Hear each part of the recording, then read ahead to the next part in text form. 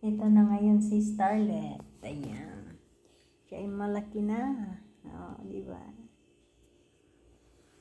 Hindi na siya iyak. Yung dati nag-iiyak-iyak siya nung naghahanap pa siya ng maging mama. Ay ngayon, di ba? Ito na si Starlet ngayon. Siya ay big rig na. Starlet.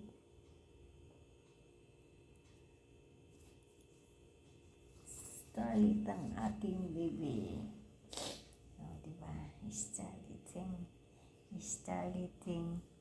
Ang Starlet naman yan. Ang ganda naman ang Starlet namin. Diba? Tuwing maghiga-higa kami dito, yan ang ginagawa niya. Ay sus. Ay sus. Ay sus. Mano naman itong aking. Inaaway-away niya. Yan, si Cory.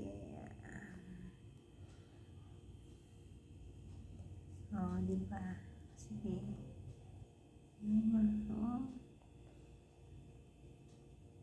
Maliit yan, Cory. Huwag mong patulan. Yan lang guys. Thank you for watching. Ayan.